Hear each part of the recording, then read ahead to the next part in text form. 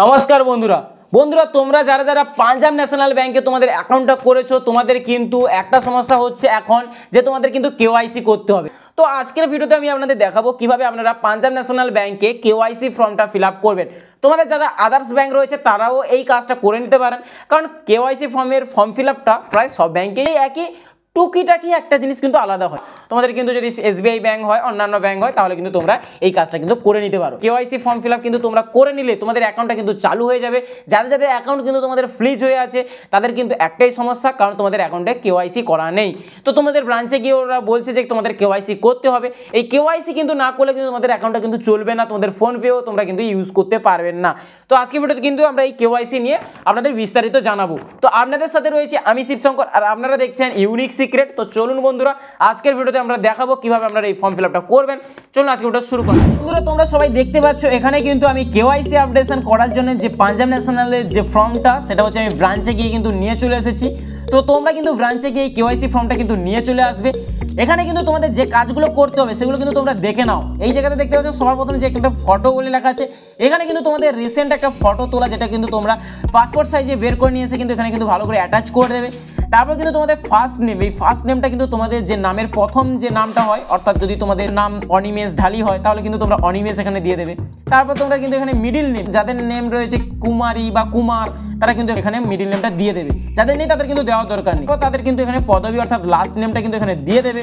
তো এইভাবে কিন্তু তোমাদের নামের যে ভার্সনটা তোমরা কিন্তু এইভাবে কিন্তু কমপ্লিট করে ফেলবে। তারপর দেখতে পাচ্ছেন কাস্টমার আইডি। এই কাস্টমার আইডি কিন্তু অনেকেই জানেন না কোথায় থাকে, কিন্তু আমি দেখিয়ে দিচ্ছি। এখানে একটা আমার কাছে বই রয়েছে, তো এই বইতে আমরা দেখতে পাচ্ছেন CIF আইডি, এটা হচ্ছে তোমাদের কাস্টমার আইডি। এই কাস্টমার আইডি কিন্তু তোমরা দেখে নিলে এইভাবে কিন্তু তোমাদের আমি সমস্ত কিছু বলে দিচ্ছি।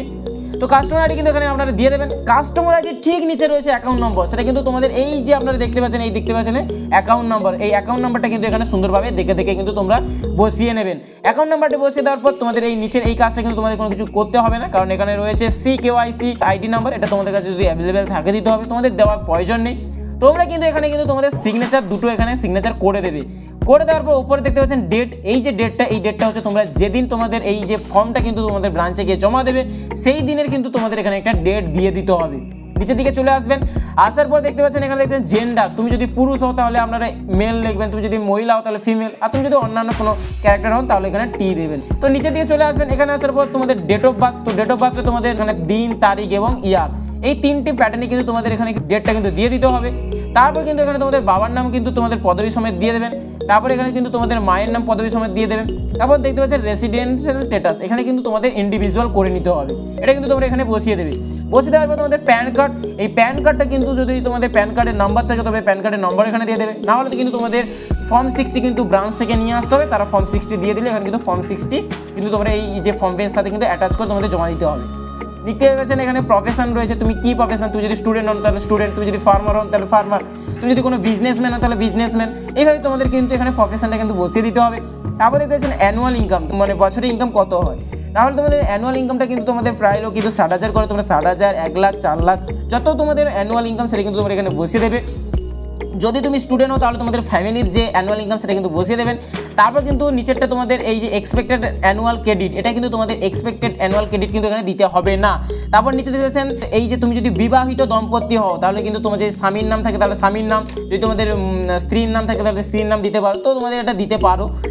তারপর দেখতে পাচ্ছেন OVD নাম্বার, অর্থাৎ হচ্ছে অফিস ভ্যালিড ডকুমেন্ট, এটা অর্থাৎ হচ্ছে তোমাদের আধার কার্ড কিংবা ড্রাইভিং লাইসেন্স, এই সমস্ত ডকুমেন্টসগুলোর মধ্যে তোমরা কিন্তু তোমাদের আধার কার্ডটা কিন্তু এখানে দিয়ে দেবে। দিয়ে দেওয়ার পর আধার কার্ডের নাম্বারটা কিন্তু এখানে দিয়ে দেবে। যদি তোমাদের ড্রাইভিং লাইসেন্স হয় তাহলে কিন্তু তোমাদের সেই ড্রাইভিং লাইসেন্সের ইস্যু ডেটটা কিন্তু এখানে দিতে হবে, আর এক্সপায়ারি ডেটটা কিন্তু এখানে দিয়ে দিতে হবে। তারপর কিন্তু নিচের দিকে চলে আসবেন, আসার পর তোমরা যদি এই সমস্ত ডকুমেন্টসগুলো যে ঠিকানাটা হবে, অর্থাৎ তুমি যদি আধার কার্ড তাহলে আধার কার্ডে কিন্তু এখানে একটা ঠিকানা দিয়ে দেবে। ঠিকানা দেওয়ার পর সেখানে কিন্তু স্টেট দেবেন, তার পিনকোডটা এখানে কিন্তু সুন্দরভাবে বসিয়ে দেবেন। আধার কার্ড দেখে দেখে কিন্তু এই কাজটা করে নেবেন। তারপর আপনারা এখানে নিচের দিকে চলে আসবেন, এখানে রয়েছে যদি তোমাদের আধার কার্ডের বেসিসে এই কেওয়াইসিটা করতে চান তাহলে কিন্তু তোমরা এখানে ইএসএ এখানে ক্লিক করে দেবেন। তো ইএসএ কিন্তু টিকমার্ক দেওয়ার আগে তোমরা যদি আধার কার্ডের থ্রুতে না করতে চাও তাহলে কিন্তু এখানে অপশনাল রয়েছে, এটা কিন্তু ছেড়ে দিতে পারো বা নো করে দিতে পারো, তোমাদের যেটা দরকার সেটা কিন্তু তোমরা এখানে করে নেবে। তারপর দেখতে পাচ্ছেন সিগনেচার, তো তোমরা কিন্তু এখানে একটা সিগনেচার করে দিতে হবে। কন্ট্যাক্ট নাম্বারটা কিন্তু তোমাদের ব্যাংকের সাথে যে ভ্যালিড যে নাম্বারটা রয়েছে সেটা না দিলেও চলবে, যদি আপনাদের অন্য একটা নাম্বার থাকে সেটাও এখানে দিতে পারেন। জাস্ট আমরা এই কন্ট্যাক্ট নাম্বারটার থ্রুতে তোমাদের যখন এই কেওয়াইসিটা কমপ্লিট হয়ে যাবে, তোমাকে কিন্তু তোমাদের সাথে ব্রাঞ্চ ম্যানেজার যোগাযোগও করতে পারে। এখানে কিন্তু তোমাদের একটা ভ্যালিড একটা ইমেল আইডিও এখানে দিয়ে দেবে। এইভাবে কিন্তু তোমাদের এটা কিন্তু কমপ্লিট হয়ে যাবে। আর লেখা আছে নিচে দেখতে পাচ্ছেন ফর অফিস ইউজ অনলি, এই কাজটা কিন্তু তোমাদের সম্পূর্ণ অফিস করবে, আর কিন্তু তোমাদের কোনো কিছু করতে হবে না। এই কাজটা কমপ্লিট করে দেওয়ার পর তোমরা কিন্তু তোমাদের ব্রাঞ্চে চলে যাবে। ব্রাঞ্চে কিন্তু তোমাদের আধার কার্ড, তার সাথে প্যান কার্ড থাকলে প্যান কার্ড, না হলে ফর্ম 60 দিয়ে আপনাদের ফটো কিন্তু এখানে ভালো করে অ্যাটাচ করে নিয়ে তোমাদের অ্যাকাউন্টের একটা জেরক্স নিয়ে তোমরা অরিজিনাল পাসবুক সাথে নিয়ে তোমাদের ব্রাঞ্চে চলে যাবে। তোমাদের কেওয়াইসি কিন্তু সাকসেসফুলভাবে কমপ্লিট হয়ে যাবে। তারপর কিন্তু তোমরা টাকা লেনদেন করতে পারবে, সমস্ত কিছু করতে পারবে। বন্ধুরা, এটা ছিল আজকের এই কেওয়াইসির যে ফুল প্রসেসটা তোমাদের কিন্তু আমি দেখিয়ে দিলাম। বন্ধুরা, আজকের এই যে কেওয়াইসি সম্বন্ধে রিলেটেড তোমাদের যদি কোনো প্রকার কোয়ারিজ বা কৌতূহল থাকে অবশ্যই কিন্তু তোমরা কমেন্টে কিন্তু জানিয়ে দিও। তাহলে তোমাদের এই কেওয়াইসি সম্বন্ধে আরও যে সমস্ত যে ভুল বিভ্রান্ত তোমাদের মনের মধ্যে রয়েছে সেগুলো কিন্তু আমি সমাধান করে দেওয়ার চেষ্টা করব। বন্ধুরা, আজকে এই ভিডিও যদি ভালো লাগে অবশ্যই ভিডিওতে একটি লাইক করে দেবেন, আর চ্যানেল নতুন হলে অবশ্যই কিন্তু চ্যানেলটিকে সাবস্ক্রাইব করে দেবেন, আর ফ্রেন্ড আর ফ্যামিলি কিন্তু একদম শেয়ার করতে ভুলবেন না। যদি তোমরা শেয়ার করে দাও তাহলে কিন্তু তাদেরও এইরকম অনেক সমস্যা থাকতে পারে, সেগুলো কিন্তু এইভাবে কিন্তু সমাধান হয়ে যাবে। বন্ধুরা, আপনারা সুস্থ থাকুন, ভালো থাকুন। জয় হিন্দ, বন্দে মাতরম।